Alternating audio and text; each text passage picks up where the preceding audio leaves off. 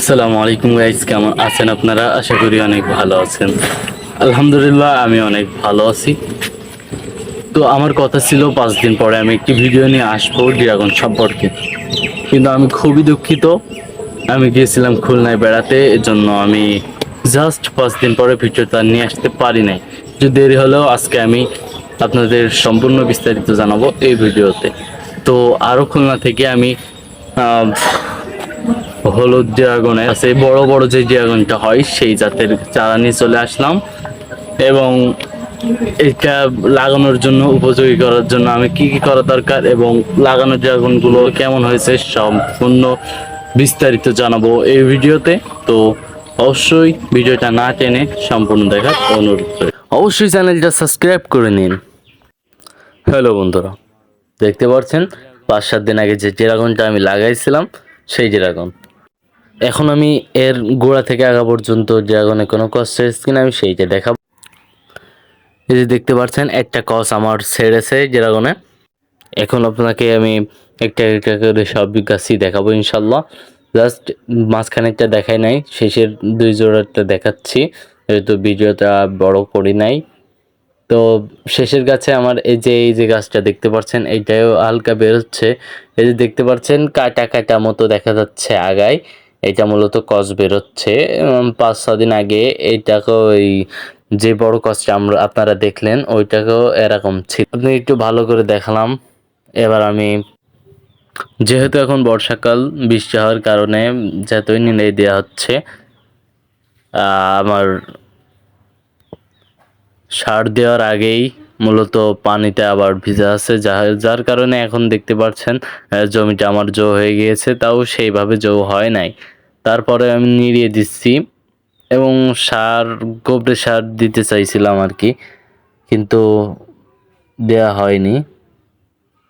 কসের result একটু সাবধানে করার পরে আমি প্রত্যেকটা গোড়া আমি নিড়াই দিচ্ছি, এবং আল্লাহ আল্লাহ আল্লাহ করে যদি আমার বৃষ্টি না হয় তাহলে আমি এই ভিডিও আবার আপনাদের মাঝে আমি একটি ভিডিও দেব, যে গোবরে সার দেওয়ার কীভাবে নিয়ম আর কি সব কিছুই বিস্তারিত আমি আপনাদেরকে এই চ্যানেলে আপনারা ড্রাগন সম্পর্কে পেয়ে যাবেন।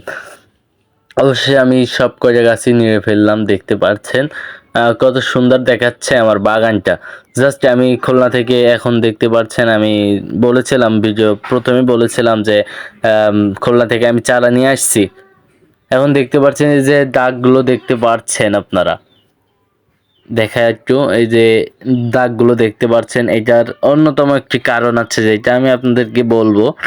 জাস্ট ভিডিওটা শুধু দেখতে থাকেন। এই যে দাগগুলো আমি সম্পূর্ণ বিস্তারিত জানাবো, এবং এগুলো নিয়ে আসার পরে আমি লাগাচ্ছি না কেন, কি করা উচিত সম্পূর্ণ দেখেন, আপনারা দেখতে থাকেন শুধু।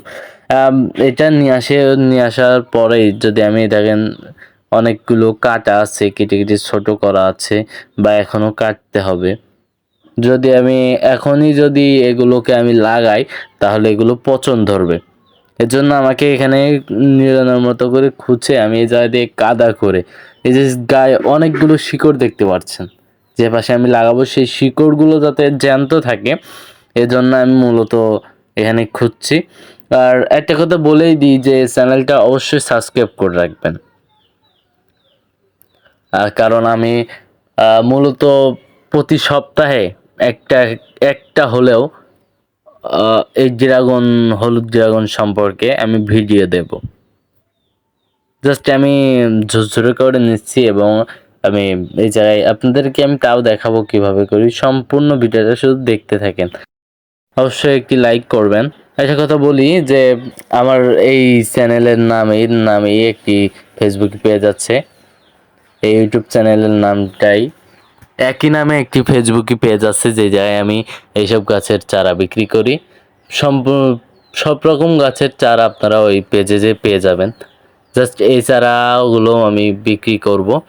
আমার ফেসবুক পেজটা অবশ্যই ফলো করে আসবেন এবং চ্যানেলটা সাবস্ক্রাইব করবেন।